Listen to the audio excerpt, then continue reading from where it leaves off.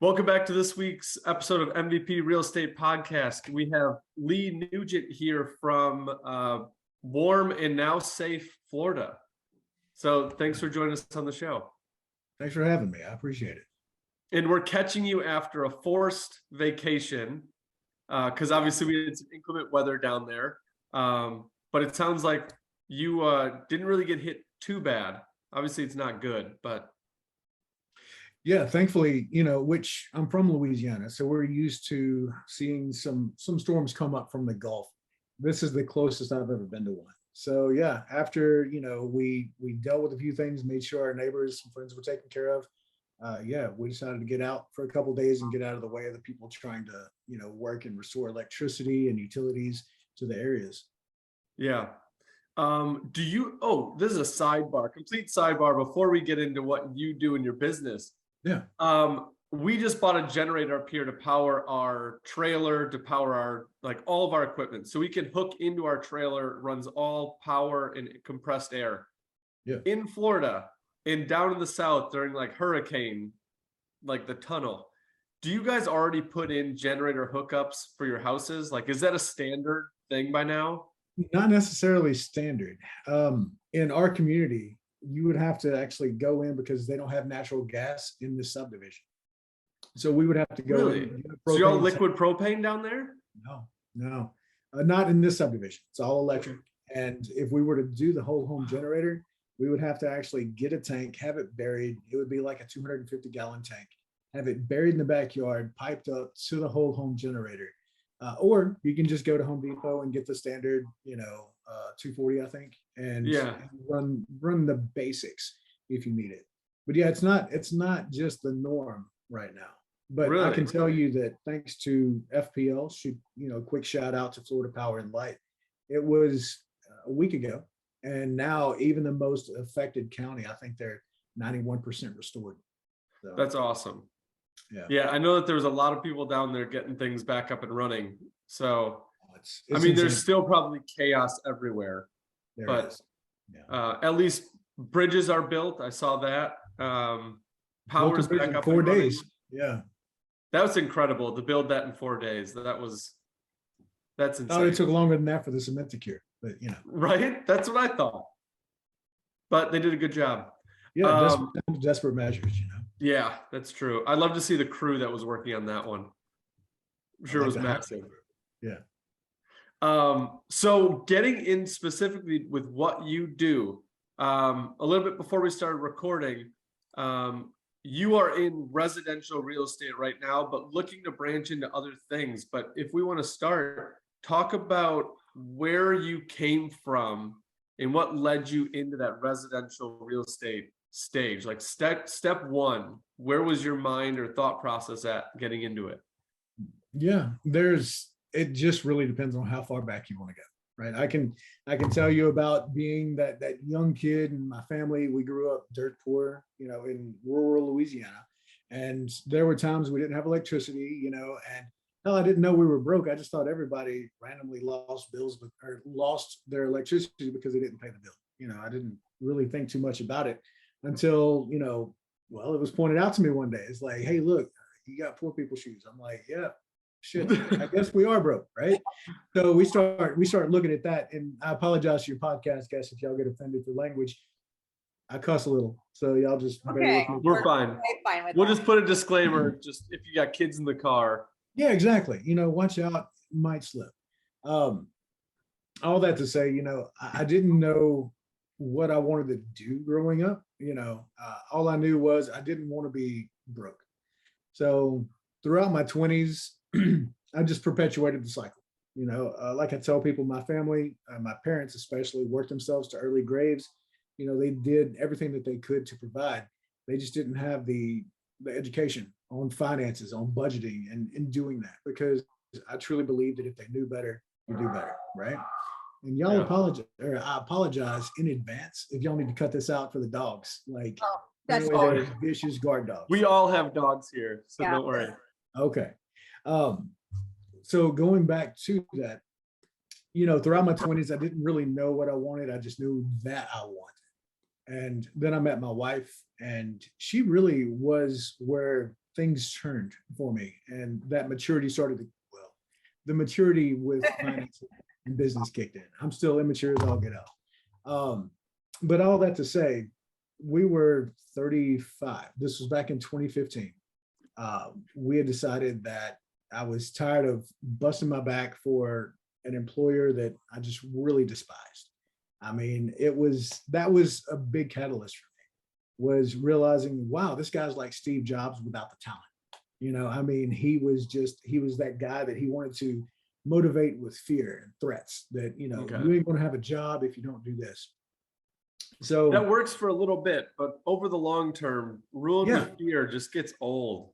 yeah, well, he's the only person that I've ever cussed out in a company meeting before. So Really? I'm thankful that he was the only one, but the fact that I That's- did it, I'm not overly proud of. I'm just transparent about who I am. Yeah. So And that- you don't have to mention the name of the company, but what were you doing before this? software sales. Okay. Yeah. And that gets grueling. That's, from what I've heard, medical sales and software sales are like high tempo, high pressure, high dollar amount. Like it's aggressive, I'll say. Yeah. And just like most companies, they love to move the needle just enough to where you fall short. And, of course, they don't do anything. They just don't give you your bonus. And then you try again next quarter, right? So suffice it to say, that was just that big wake up call for us. And somebody had told me at one point, they're like, I think you would do well in real estate. And that just kind of sat in the back of my mind. Never really did much with it. And, it was just one of those nights to where I was like, you know what? I'm going on Indeed. I'm going on Monster. I'm going to go ahead and put my resume out there, because I was looking for a job when I found this. I was never afraid to look for a better opportunity. So as that happens, I get contacted by a company, and I'm not going to name them here because I don't know if it would be a positive light or whatever. But anyway, they reach out, they say, hey, we would love for you to sell this product. It's real estate investment courses. And I was like, all right, yeah, that's fine. Here's the catch. I had to actually buy the product and then I could sell it. Right. So my BS detector just started going off. Kind of like an MLM network marketing. It seemed thing? like it. Yeah. It was Okay. a little bit of a, kind of a pyramid. I mean, you can call it a triangle if you want, but it looked like a pyramid to me. So I started just kind of doing some reviews, like, all right, how legit is this company? Go and I look, and one of the reviews actually changed my life. And it just said, the information in this course is fantastic. However, it's nothing that you wouldn't learn at your local library. And I've told this hundreds of times by now that, I don't have a master's, I don't even have a college degree. I barely got through high school, did a little bit of college, and then I realized, all right, I'm just going to go on and do something else. But I do have a master's in Google. So I started just looking up, all right, wholesaling, how do you do this? How do you do that? And I found a free online course on YouTube, studied it for a few months, like every day after work. And then whenever it wrapped up, looked at my wife and I said, I think I'm going to take about $1,000 and I want to buy some bandit signs. I want to start wholesaling. And she actually goes and tells me, she's like, why don't we just go to the bank, see if they'll loan us some money for a rent house or two. And I laughed because, my wife has always been the financially responsible one. She always knew about budgeting and everything else. At one point I had a 450 credit score. So I'm like, yeah, okay. Yeah. The bank's going to do something with me. Cool. You sound like my husband and myself. I totally get it. I'm telling you, Natasha, I'm not even exaggerating. 450 credit score. No, that was my husband too. Yeah, I get it. I had to. We were dating. Yeah, and we were dating, and my card went out, and she was like, "All right, well, you can use mine for a couple of weeks," because I was working at the casino at the time, and so I would work, and then I'd get home just in time for her to grab her card so she could go to her 9 to 5. Yep. After a couple of weeks of it, she's like, "Look, this shit ain't working. You're gonna have to go and find something else. Ride the bus, whatever you got to do." Yeah. And long story short, we found a buy here, pay here car lot, if you know what those are, right? Okay. And found a Nissan Xterra, and it was like $8,000. The guy popped me with like 30% interest, and even then she had to co-sign for it. right? She had to Oh, co-sign to be able to get me in that car. that hurts. That's yeah, that's where I knew. I was like, all right, I know that she is believing in me. Nobody else does.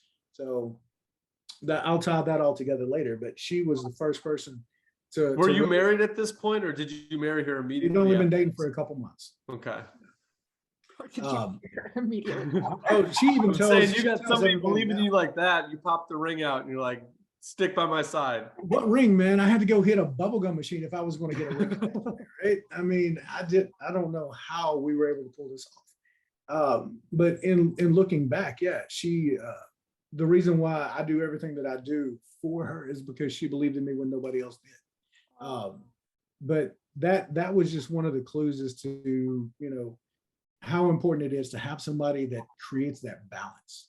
Kind of like you can't have two crazy people in a relationship. You got to have one crazy, one sane. That way there's the balance. But Yeah. anyway, circle all that together. And getting back to the point, notice I need to rein it in. We go to the bank and the bank approved us for like 150 grand. And that's That'll when get you it started. going. Yeah, yeah. So it really did. We started with 2 duplexes out of that 150, and it's just scaled to where we're at today. That's crazy. And I even I know mentioned, it probably seems super strange that a 450 credit score and they lend you out that much money for in your mind no, at no. that At this point. point, a couple years had passed. I'm sorry, I wasn't clear on that. No, and That was that's when we started dating in 2015. I had stuff falling off my credit. So yeah, and so when I started, the story that you just said, it resonates with me. I was living in an apartment at the time that I started real estate that was like the cheapest. I went onto Google and I just Googled cheapest apartment in Oconomowoc. That popped up. I went to the manager's office and I was like, I don't need to see a unit. I'm gonna rent one. And he's like, okay. And they pulled out the lease agreement and he said, you're in 4D or 4E was my apartment. I didn't see it. The day that I moved in, I moved my stuff in and that's what my apartment looked like. I didn't really care. I just needed something so cheap because I already couldn't, like you, make energy bills Yeah. consistently. Four walls and a door. 4 walls. I had 3 windows, but when I moved into that house, I had just bought the one I was going to flip and move in. And because I only had 3 windows, when I went through the build process, I was like, put in as many windows as you can because I'm sick of darkness. give me natural light. Yeah. Yeah, I just want natural light. So the credit score and the bills and all that stuff, like I lived that. And that was a normal for me. It was uncomfortable, but it was like I missed an energy bill. It's weird to say that was normal. I still didn't like it, but that's where I was because all my money was going into like the future. Choices have to be made. Yeah. Yeah, and that's where you end up. So it's cool to hear you in your mind. Okay, you had a 450 credit score. Maybe it's raised up a little bit, but still your mentality takes a little bit to catch up to like, okay, I'm breaking through. I'm on the right path here. People are going to start taking chances because at 450, no one takes a chance. No. Very few. Yeah. So for people to give you that loan, it's got to be like mind blowing. And that's just proof. If you want to start, like people are going to lend money because I was absolutely shocked. Yeah. you're using on something that's going to make them money. So it makes sense to do that. But it's a really unique story. That's a super cool starting point. It definitely surprised me whenever they came back and said that they would loan that to us. Yeah. Because in going back to it, you're right. The thing that really shifted for me was one night I was getting ready to go to work, and my wife and I, we really don't argue about things, and never really did until we got into real estate. Then we have differences of opinion, right? Yeah. And then I learned to stay in my lane and let her do her, and everything's good now that I learned to stay in my lane. But one night I was getting ready to go to work, and I was broke as usual, and I said something about needing some gas money. And anyway, she was getting ready to go to bed, and she just told me, she's like, if we're going to get serious about us, you've got to get serious about yourself. And I just went, wow, yeah. Dang. That hurt to hear, but man, did I need to hear it. So that was when the real catalyst and the desire for change started, happening. And it's that saying that you'll never change somebody, but you might impact them to want to change. Exactly. Right? Yeah. So that was pretty much where she was. There was and I don't know how I got something out of a cartoon, but my son is into cartoons, and we were watching a show, and one of the lines on it was, there are some moments in life where sincere thoughts do more damage than help. And that was probably one of those moments. Like, she could have been like, oh, it's okay, you'll get it. Yeah. And it wouldn't have hit, but the way that she delivered it, and yeah, it stung a little bit, Yeah. but I think fruits were grown out of that. So Oh, without a doubt. Yeah. sometimes some tough love is needed, but I'll give you that. in a And- safe space. Yeah. Well, and especially, for me, I've always been a blunt person, and I prefer for people to be blunt with me. Mhm. It's just, hey, look, if I'm messing something up, you don't have to come yelling at me, but come and present it and say, hey, look, you said you were doing this, you didn't, this is where we're at. How do we fix it? And Yeah. that's how I approach it with my team as well. Right. Yeah. So that's where, I like for it to be. And I think that her having that honesty with me showed me that when people are blunt with you, it's not that they are trying to be mean. They just care enough to hurt your feelings, if that's what it takes. Yeah. They care enough to hurt your feelings. That's a good one. Yeah. Yeah. Well, and I tell people, would you rather like me after this conversation, or would you rather hear the truth? Right. Yeah. And there's a respect there. So they care enough to hurt your feelings, but you respect them enough to take it in. Listen. Yeah. And listen to it. So Yeah. So we got you, we got the ideas person, we've got your girlfriend at the time. You are thinking about popping the question because she's pushing you to become better. Now you guys are in this together. We're starting our real estate empire with our two, did you say there are two duplexes?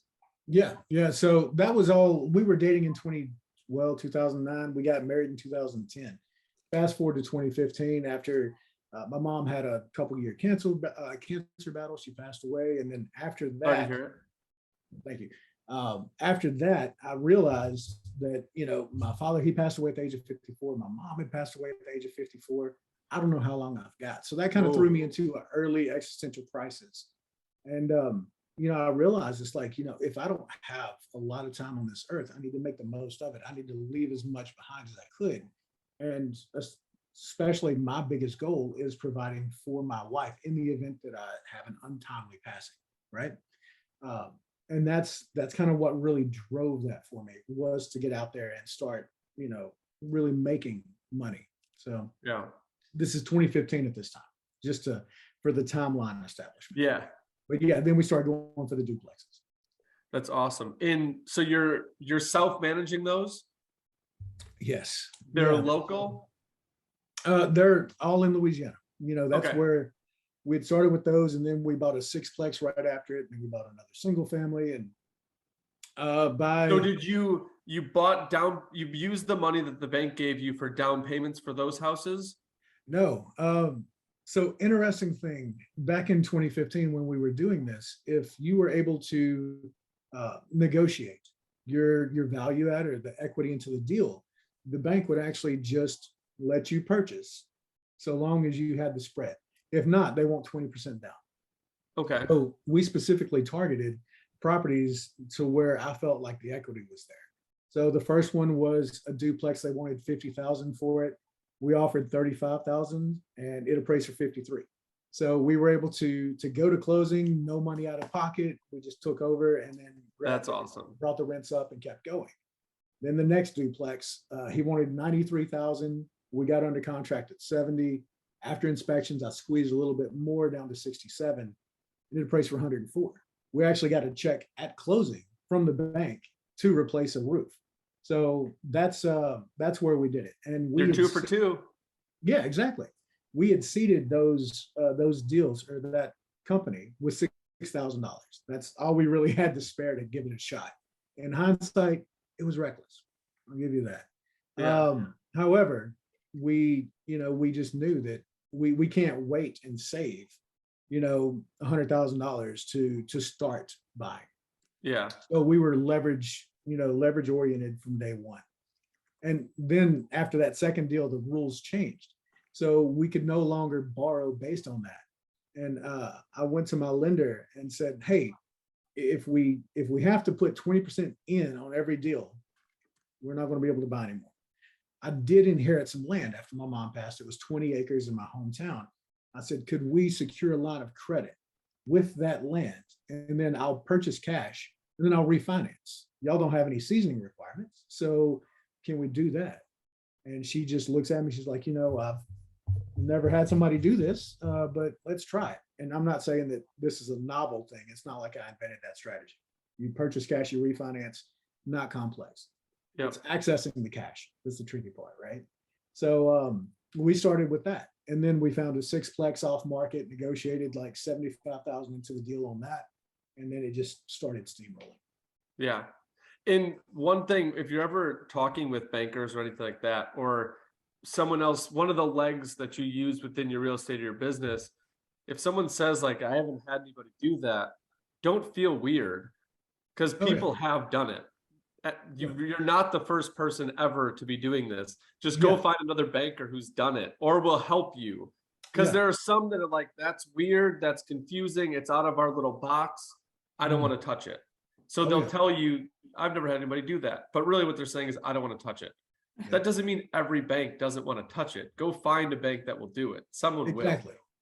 Well, and that's just, it's a numbers game, and that's why I focus primarily on building local relationships in the market. Yeah. And do you bank at a local bank? Yeah. Like a smaller. So we've spread the love, so to speak. So I've got a couple of business accounts at one bank, and then we've got like my realtor business. I've got that account with some property management at another bank, and then I've got a third bank that we deal with. And we just kind of keep the relationships churning, because sometimes I'll get a call, somebody's got some paper they want to sell, or if they've got anything like if they're doing a drop in interest rates, or they're doing a promotion, if you package above 500K, you get a point discount. So different things like that. I like to have those open lines of communication with different banks. Yeah, absolutely. I just know that starting out, going with those local banks, especially if you're going with an investment property, you look at it from their lenses, and they're going to lend money into their community, because bringing money into their community means more likely for them to get more clients and then make more money. So if you look at it from their lenses and you're starting out, go local. And then as your thing gets bigger, you go to those bigger banks that have more buying power that can lend you more money, and then you can spread the wealth as it goes. Well, and even to your point as well, go into the smaller banks. Generally, your loan officers, if you found the right VP, they've got single-handed, like one of the guys I linked up with earlier, he's got single decision-making power for up to $500,000. So every time I would go to him, he would look at the deal, and he was also an investor. He would be like, I like it, we'll do it. I didn't have to wait for him to go to committee or anything. Now, after we got above that, we started having to go to committee. But up to that point, you can build a really decent cash flow portfolio. Based on that. Absolutely. So that's what we're focusing on. So in 2015, you were sitting on 2 duplexes and that sixplex, or was that just under contract? No, within our first 6 months, we'd had the 10 units. So. Okay, so we are 10 units. Now, fast forward 2022, how many units or doors are you sitting on? So we're at 35 now. We've had some attrition, right? So we were up to 45-ish. And then we saw where the market we felt was just like, all right, people are selling and getting crazy cash for these things. So last year we disposed like, I want to say it was like 8, 9 properties. And, of course we'd pick some up and everything else. But that was, we decided to take advantage, take our high equity deals and, just kind of cash those out and put down huge payments on the remaining debt service, because I don't think of debt like probably a lot of investors do. They love to do the cash refi. They want to go 80% loan to value, 85% if the bank will allow it, and they'll take every bit. We're kind of risk adverse in that direction, to where we don't mind taking on the debt, but we want to quickly pay it off. So we'll go through, and if we have a flip or something and we'll make that 20,000, and we just turn it back over, and we'll kind of stack that towards the end of the year and hit a big principal payment on the balances. Yeah. And that takes being diligent with your money. So your wife has whipped you into shape on that one. Yes. Because you got to know your numbers to be able to send a higher principal payment in. But if your cash flow is high enough and you can live on it and you can use that extra money to pay down your note, absolutely yes. But you got to know your numbers because you can run into some issues. Yeah. Well, and for clarity, oddly enough, we still don't live off of our rental income. So we've been blessed enough to where we started out with this, and then in 2017, I become a licensed realtor, and I sell between 50, 60 houses a year back in that market. Wow. And I'm also licensed down here. So we live off of what I make as a realtor, and Awesome. and then in 2019, we opened a brokerage, and it's just, it seems like one new stream pops up and goes. And at this point, I'm also doing some transactional lending for people. So we'll tap awesome. into our line of credit, do the loan, but it's all attrition based, right? Bank charges me 6-7%. I'm going to double it, if not more. I mean, I've got a loan right now. A guy, he just borrowed $25K to be able to close on a commercial property. It's all security based. So what I did was he secured it against a property that he owns outright. I took first lien position, loaned him 25. He's paying me back 30 in 6 weeks. So, the return on that is insane. Yeah. So, but it's a great trip. It's going to actually fund our that for the transactional lending is going to fund our anniversary trip down to the Bahamas. So, yeah, it's just being open to those opportunities as they come. Yeah. And that's awesome how you've set up the system to where you can fully invest all of your real estate back into it and then take on those buyer seller clients and make your life payments with that. And then all your fund money comes with what you invest in yourself. So that's a really smart setup. And I think it's cool. The one cool thing about real estate, because I'm a licensed agent as well. So when I'm hunting for deals, like I could stumble upon a buyer or a seller client and I'm in the same realm. Yeah. So it's not like I'm doing two different things. It's all real estate. Yeah. So it just makes more sense. The only downside to it is, all right, I'm walking through a property with a buyer seller and I'm a general contractor. So I'm licensed agent, licensed general contractor. Like I've got a lot on the line to not step on my own toe and say something wrong. Yeah. And that's where some investors, like, I don't want a GC license because I don't want to know. I don't want an agent license because I don't want to know. Yeah. And there's something to be said about that. Like I do get it. There are times when I would be having a conversation with someone and, as a licensed realtor, you have to disclaim, you have to let people know at first substantive contact. Hey, I'm a licensed realtor. And I've seen other people just immediately shut down. Yeah. To where, it's like, look, I'm calling you because I'm a cash buyer. I'm talking to you about buying your home, not trying to list it. But sometimes people just don't want to hear that. So I can see both sides of it. Also, I see the advantages too, because if I come to you or you make an offer that might not be what I need and we can't do creative deal or anything else, well, then listing might be an option. And guess what? I'm amazing at what I do. So let's go ahead and list it. So it has a certain synergy to it. Yeah. And there's one, I've used this a couple times because you always run into those situations where you tell them you're a licensed agent or I'm a general contractor. And then all of a sudden, something in their head, like they think you're going to get on your high horse and like start taking control of the conversation. And for me, I've always said like, hey, when I call in a property, I'm going to make an offer. Is the offer something that's in your range? I don't know, but I need to ask questions. I need to find out more, but you'll get an offer. Yeah. So usually when I say that, they're like, okay, I'll at least hear this guy out because he's going to give me an offer I can take to my clients and go through it. And then through the conversation, I'm like, hey, I don't even want to be the agent. I'll just work through you. I'll just tell you what I want my offer to be. You guys, you get both sides of the commission on that one. And it kind of helps me get my foot in the door because that agent can now do both sides, which does help. So, and I'll do that as well. Newer agents, especially, they love to go to the local meetups, the real estate meetups, in hopes that, nobody else has discovered this, right? So you go there and it's crawling with realtors. So what I tell people is I'd rather collaborate than compete. So why don't we do this? you bring me a deal that I'm not aware of, that's not on the MLS. And if I buy it, you can have both sides. You can have my commission too, because I don't need that commission. If you brought me a real deal that I'm purchasing, I promise you, I'm going to be making $40,000, $50,000. That's kind of my benchmark. Yeah. So if I'm going to make that, then yeah, you can have whatever you want, you know. And you just made a best friend, because that person's going to bring you deals all the time now. Exactly. You know, it's not all that common for, you know, for realtors to send other realtors that business. But like I explained to them, you can treat me as if I am your cash buyer. Yeah. Mhm. I am. So, Yeah. and it's really, you have to have that abundance mindset with things.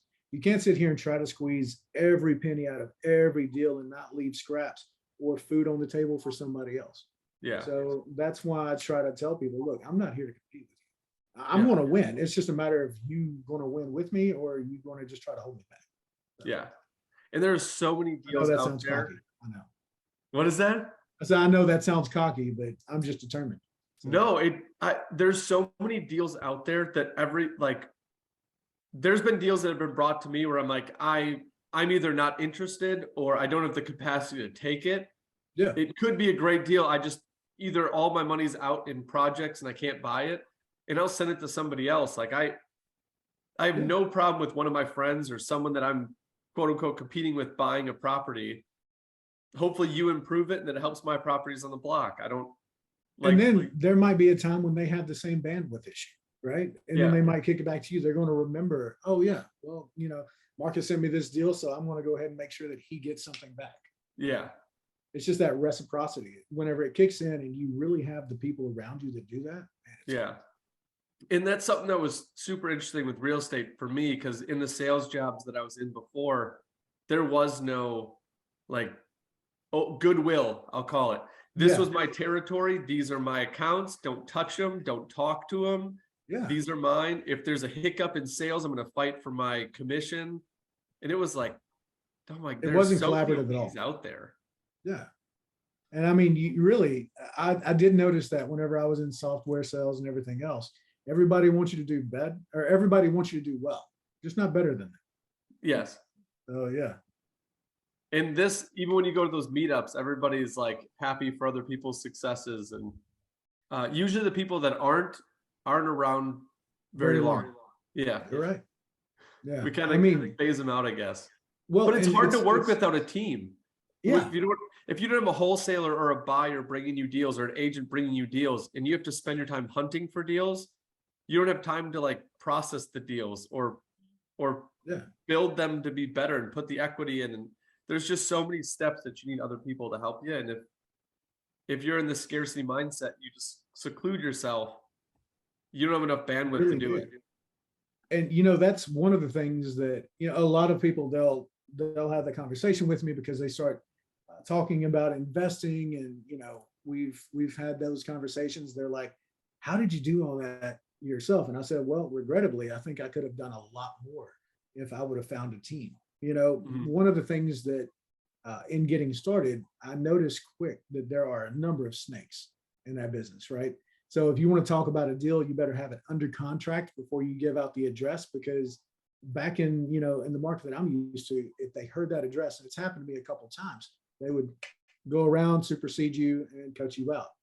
I mean, to save a couple $1,000s, right? Yeah. And I'm just like, if that's you, then we don't need to be associated. If a couple $1,000s impacts you enough to where you can't be ethical, then Yeah. we can't work together.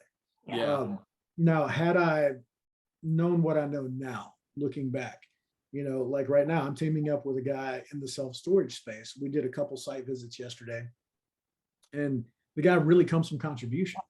You know, he told me what his weakness was. I told him what my strengths are. And, you know, he's like, hey, I can analyze, I can do feasibility.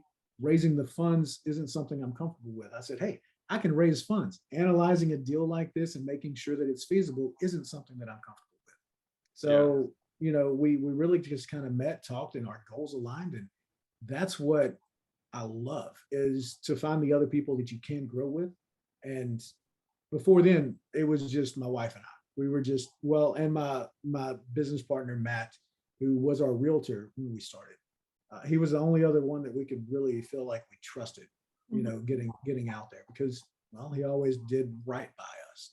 And there were other realtors, other investors that just, I'm telling you, I got cut out of a wholesale deal that I was going to make $2,000 on. And it's still to this day, I'm like, $2,000, bro. That's, you wanted to wreck any potential future that we had to do business together over Yeah. that. Thank you. You know, Wow, that's crummy. Yeah. well, hey, That's a look, good response. Is just thank you. Because that, yeah, that thank you. gave you You clarity let me going know forward. for a very low price who I'm doing. That I mean, yeah, it's accurate. That's true. I can definitely get behind you with that. But Yeah. Yeah. That's Well, that's crazy. like if you ever want to lose a friend, loan them $20, right? So at least you know that they'll never bother you again.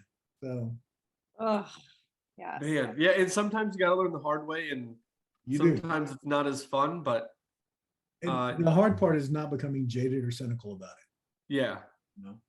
because not everybody's gonna do it. Yeah. Do that to you, I guess. And this all happened in Florida, right? You'd already made the No, transition. no. I've only been in Florida since April. Okay, So all this up until April of 2022, that's all in Louisiana. gotcha. So with all of your properties that you'd bought in Louisiana, with you operating in Florida now, how are all those properties being managed? What was the transition like? Because a lot of people in their real estate career, they start local, they buy the couple duplexes, Yep. then bigger fish, bigger pond, things go across the country, and now you've got property in all these different states and things are going crazy. So Yeah. with your transition from Louisiana to Florida, what went on with you and your wife in your business to make sure that went smooth? So it didn't. That's- So I'm gonna let you guys know. I'm not sitting here trying to, you don't see me posing by a Lambo or anything. I'm not here to fake you out about shit. It was difficult. All right. I'm Yeah. just gonna let you know. But anything worth having never came easy anyway. What it really kind of boils down to, if you don't mind me going on another story, I wanna Go hear for a it. story We of like time. it. This was back in September of last year. I'd only been in Naples April of 21 for the first time in my life. And something just resonated with it here. Like the low crime, it's beautiful. I mean, just it's so well put together here. So fast forward to September of 21. We see on the news that this kid had got killed at the movie theater there in our town. And I woke up and I saw it on the news and I was just disgusted because the city is known for having higher crime rates. But it really just didn't sit well with me that the same movie theater that my wife and I go to, we could have caught a random bullet from some idiot just firing a gun. And you're saying this is in Louisiana where Yeah. okay. Yeah. And that was really the catalyst to where we had that conversation and said, look, we can't stay here. We don't feel safe in our own city. Now we'll keep our investments here. That's fine. But how do we transition? How do we get closer to where we want to be? And that's always been my wife's goal, is getting to the beach. And that's become It's a my good mission, goal. is to get her there, right? Yeah. I said, look, now we know property values are where they're at. However, I can get you close to the beach. I can get you a 15-minute drive. Would that be something that we could do? So we talked about it, said yes. And at that point, we started setting things in motion. I hired a property manager so that we would have a few months to really get things, in flow, because I was just self-managing. As that happened, worked with that property manager, and it was just, I'm talking January, February, right before or right as we got our house under contract, had to fire him. And Really? then, yeah. So, I mean, it is what it is, though. It's just that they weren't performing and they kept making excuses. And that was my failure as a leader, not to hold them accountable, right? So I accepted it and said, look, got to let you go. This is what it is. I wish you the best. So found another property manager. Thought they were going to do well. After a couple months, they left to become primary caretaker for their parents. I understand what that was like. I spent 3 months in the hospital with my dad whenever he was sick. So miserable experience. I wouldn't wish that on anybody. So I said, okay, fair enough. At this point, it's move time. We're like, Yeah. all right, what do we do? So I committed to traveling, and I'm actually going back there next week on the 17th. I just fly in every couple months, make sure that people are doing what, what they're supposed to do. Rather than just say that it's covered. I like to see it with my own eyes. Yeah. And as I get more comfortable with my team there now, just for clarity, in case you're watching this, Megan, you do awesome. Megan is our office manager of the brokerage, and she's got it. She handles it daily. The property management side is where I've been having the challenges, keeping somebody and really getting somebody to fulfill the duties. Okay? Yeah. So with everything else that I've got, I've realized the importance of really building that team, and that's a growth experience that I'm having right now. So, yeah, it wasn't easy. We just it was one of those things to where we just said, damn it, do it, and we'll figure it out along the way. Yeah. And it's one of those things that when you buy your deals, obviously the first couple of deals that you bought in Louisiana had that buffer where you could plug in a property manager, the numbers would still work and you'd be good. But I always caution people when you start out and you start buying, you're like, I'm going to manage the property. Yes, for right now, you're going to manage the property, but you will not forever. So factor in property management because you're going to find it. It's going to be hard enough to find a good property manager that's going to do the job correctly. So just make your numbers fit right now because you're going to struggle when you get to that part. Right. Oh yeah. I mean, even every deal I do, even though it's technically my employee, right? Because we went vertical on the property management. I just kind of did a cost out of if I paid for our rent rolls, the cost for a property manager. All right. So why would I go and pay that to another company when I can now take on other properties from other landlords, manage for them, and turn it into a profit center? Yeah. But comes the overhead of also being the boss, right? To keep that together. But yeah, you're right. It really comes down to making sure that those numbers are there from day one. Because if you don't, and now all of a sudden you need to turn over that management, you're stuck. You go negative cash flow, Yeah. And now you just bought a job. Yeah. And that's not fun. It's not the most fun job out there. No, property management is very, very difficult. It's very touchy. It's very thankless jobs most days. Yeah. And you don't get a property management for that person to give you a call and be like, hey, how's your day going? You're doing great. Everything's golden. No, when they call you, something's probably going wrong. Yeah. It's probably not good news. Yeah. And they're not comfortable with making the decision by themselves. Yeah. I haven't gotten any good phone calls from our property managers. So yeah, they never just call you and be like, hey, how's your day going? Like they'll never do that. They're going to call you when shit's hitting the fan, and that's just be ready for it. Yeah. Well, and I'll even tell some of the owners, they're, one of them in particular, they're like, all right, with you calling me instead of your manager, what's wrong? And I'm like, well, I just want to let you know that somebody burned down your house. No, but a lot of the times we try to lead in and I just set the expectation for the call. And that's what I tell my manager. It's like, look, if you've got something uncomfortable that you have to discuss with somebody, just say, hey, do you have a minute to discuss some business? And it's not going to be the most comfortable. Yeah. Set the expectation. Don't sit there and let them think that, hey, how you doing? Weather's good over your way. Oh, by the way, you're owed 6 months in rent. Don't do that. Set the tone, get it over with. Right. Yeah. And there's been a couple times where I'll have to text like, hey, can you give me a call or let me know when you're available to talk? And they're like, I'm free now. I'm like, no. Like we need 20 minutes to just sit down and talk. Yeah. Nothing bad. Everything's going to be okay. I just need to make sure that we're focused for that 20 minutes. And they're usually like, okay, I get it. And that it's going to be an important phone call that we don't want to just do in the car. Like we want to sit down and go over like important things. These are details. And that driver in me, I would be like, call me now. Yeah. Because the anxiety and the buildup of everything else that I'm thinking happened. Uh-huh. Generally never as bad as what really happened. Right. Yeah. So yeah, I'd be like, no, you've got me for 20 minutes. Call. Yeah. Yeah. And that's the other thing about when you're trying to find a property manager. And sometimes you don't know right away, but how they handle chaos is big because some things are problems and some things are issues. Issues are fine. Like issues are always going to be there.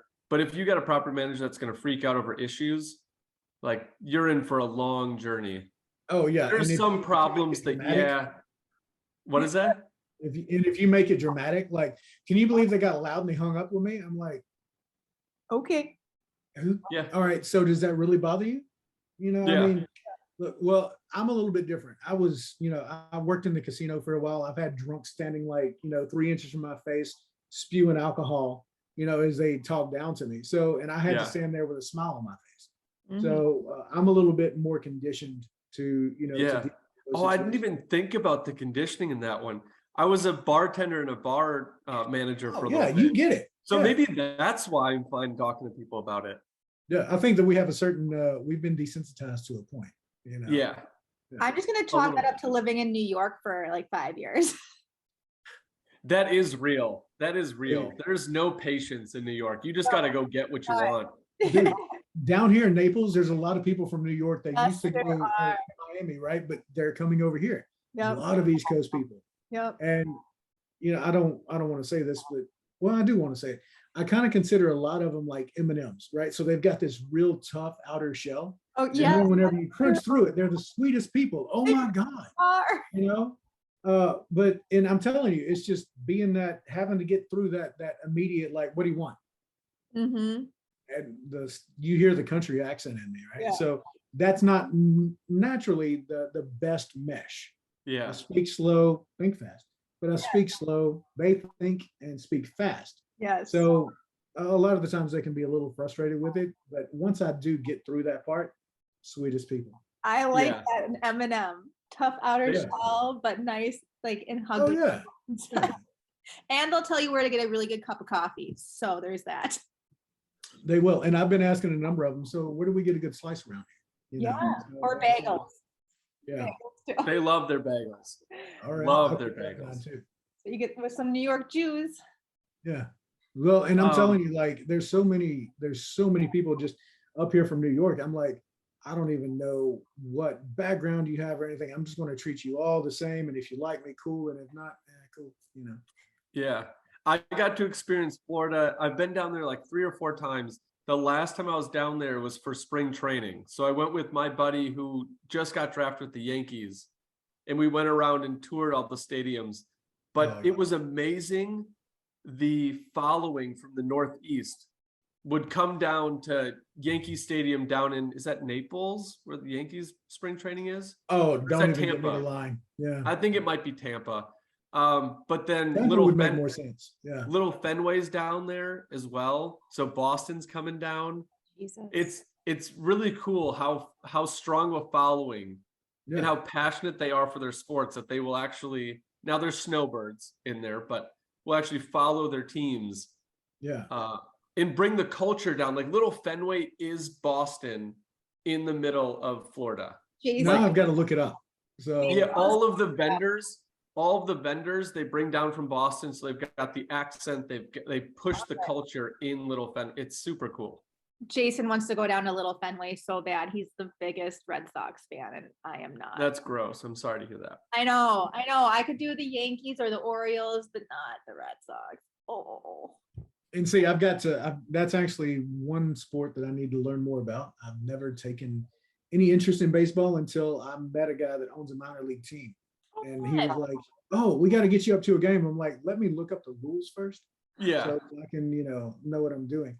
But I've always been like, not even a huge football fan, but I can tell you what, I love watching paper, rock, scissors on ESPN, the Ocho. That's kind of my jam, right? It's obscure sports, right? So we got bags, we've got arm wrestling, and strongman rock, paper, competition. scissors. I've seen on the Ocho. Stop. I need to watch this show. Dodgeball championships, tag, Oh yeah. I've seen tag is a new one. Dude. That's crazy. The athleticism, they get serious with their parkour. Oh yeah. Very serious. I feel like this is we went completely off topic. I'm sorry, guys. No, we did. It happens every show. This is our show. It happens. Then I like it. All right. So I know we only got like 5 minutes left, but you were speaking before we started recording. You've built what you've built. Now you're getting into syndications. You kind of told us a little bit about lending that $25K as a private lender. Yeah. So you're getting into lending. you said also syndicating. Are you syndicating your deals, or are you the lender on these groups of people? How do you work that in, and where do you see that taking you into, I guess, 23? Because we're at the end of 22 now. So Yeah. So what we're looking at right now is again teaming up with the self-storage guy. He does developments, and right now we're looking for these value add-ons that we can go out here and purchase, raise, $1 million fairly quickly and do that. We'll be the operators or the GPs on the deal. We won't be providing the lending. Now, we've also looked further down the road, like in my 5-year, I would love to get to that point of doing more private loans, but more so raise the fund over here, use the fund, provide the loan, take the interest, give them back their money, and then take a cut for the effort. For right now, though, we just really want to focus on the storage space. that'd be Or we'll cool. be done. And you're looking to expand. Are you going to stay in Florida for all your self-storage, or is this something that he's now crossed state lines and we're getting a little bit bigger in that Southeast region? Yeah, so we're starting in Florida just because we want to be in a footprint that we can just drive to do the site visits at first. Yeah. Get a couple deals going, and then we'll start expanding out to the other states. And then I've also I've hired a couple VAs to start providing my lead sourcing.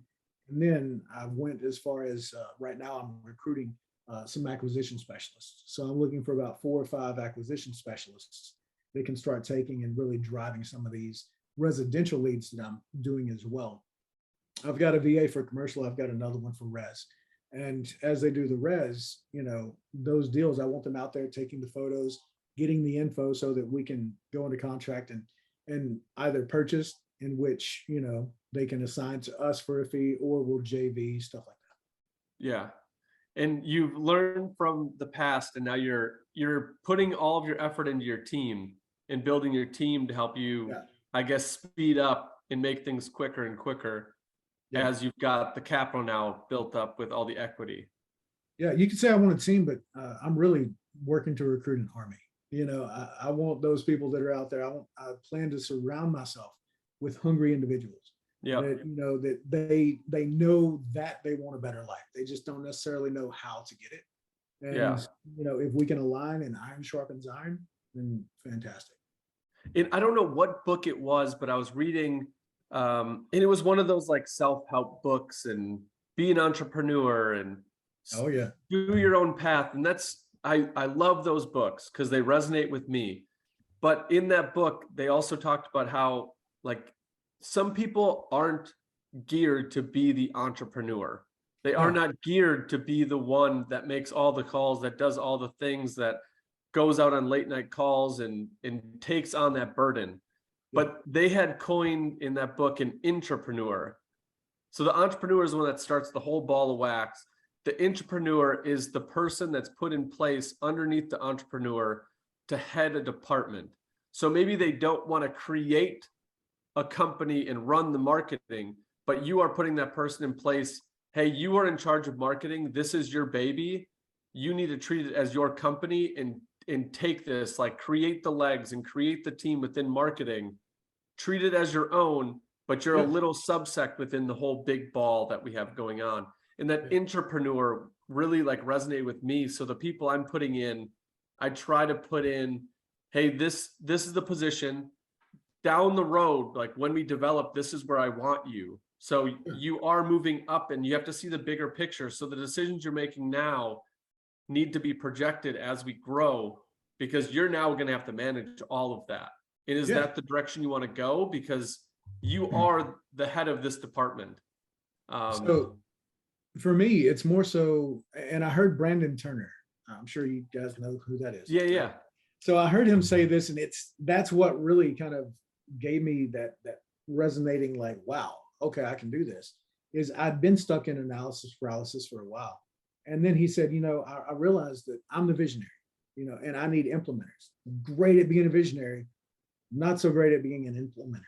So that's whenever I really kind of took that to heart and said, damn, I've got all these ideas. I've got an idea for a cell phone company. I need people that can implement those ideas, right? Yeah. So as I start to build that team, I'm looking at these implementers. What part can you play? What role do you serve in this mission, in this goal? And can we work together for it? And as that happens, it's more so what I'm going to be targeting is managing the managers. Yep. I realize that I don't need to know the in and out little minutia. I need to have the operational knowledge and make sure that I can hold them accountable to these KPIs or any indicators that we set forth to say, this is what is going to make us successful. Yep. So that's what's kind of given me the confidence, is realizing, like you said, that entrepreneur.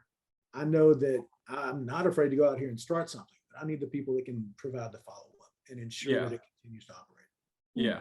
And if the listeners of this show haven't checked out Bigger Pockets, do that next. Doing. Yeah. Oh my gosh. The amount of knowledge for free. Like you were talking about, you have a master's in Google. Yeah. Yes. While I was getting my undergrad, I was also getting my undergrad in Google, because I was called crazy and dumb for not buying a single textbook in college. But the internet has everything you need. Yeah. I could look Exactly. up the books that people bought for $200 online for free and do my homework and do my papers online. Yeah. And that was really what started, like, I don't need to buy any education. It's all on Google. And my oldest niece, she graduated high school, and we told her gift could be, we're going to give you cash, or we'll fly you down. You can stay a month or two with us and you can learn about business, because she wasn't sure that she wanted to go to college yet. So she took that option. So she's actually down here with us right now. That's cool. Within the first awesome. week. Yeah. So she's already set up a t-shirt store on spring.com. So now she's creating t-shirt designs because she's very creative. So Yeah. she's got that. She's going to start doing, we've been practicing getting her ready to do cold calls for me, so that she can really get comfortable with that aspect of going into sales. And That's awesome. And is you know, that I think- family? yeah, that's my Okay. oldest niece. Yeah.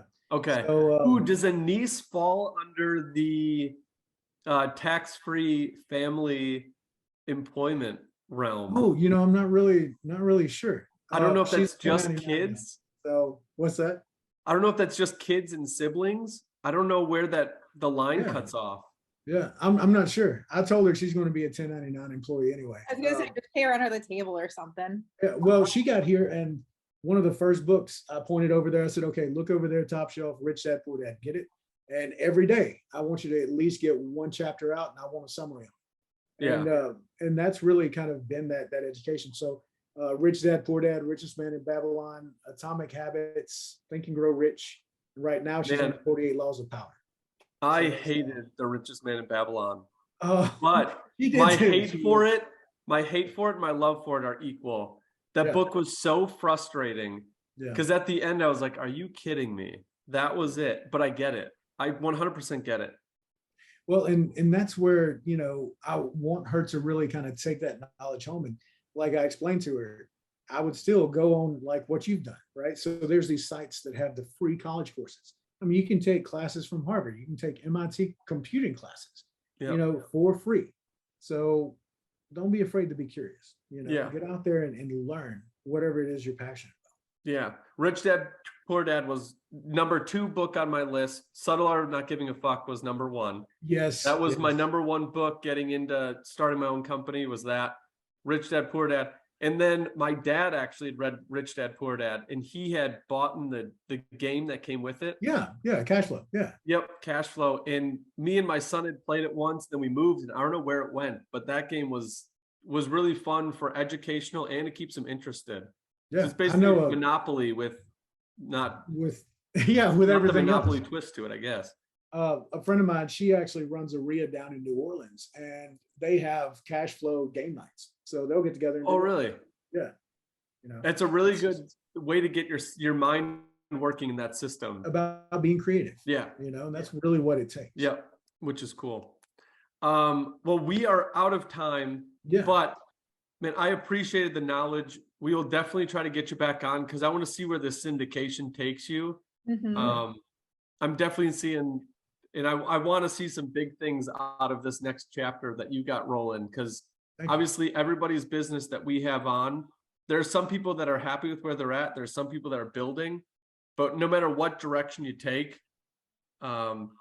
there's always like big milestones to come through. Oh yeah. And with you building the new part, like I want to see where all this develops and the people you put in and the systems that you create, because that's, I mean, the projection where we want to go, that's where we're headed as well. So, Yeah. man, good luck to you in the future. Same And to you. Yeah. man, And keep it Marcus, rolling. Tasha, I appreciate y'all having me on. Thank you. Welcome. I'll send you an email here in a minute. Yeah. that And sounds- what's the best way so we can put it in the show notes for people to get a hold of you? So you can just Google Lee Nugent, and generally you're going to see all my links. You can go to .cards/Ari with Lee. And yeah, if you just pretty much on most social media platforms, I am RE with Lee. Love it. Awesome. Well, we'll put that in the show notes as well. Yeah, great. But until we talk to you next, keep pushing, keep working. Same We'll to talk you. to you soon. Yeah, it's a pleasure. Have a good one. Have a good one. Bye. Bye. Hey, Marcus. Oh, shit.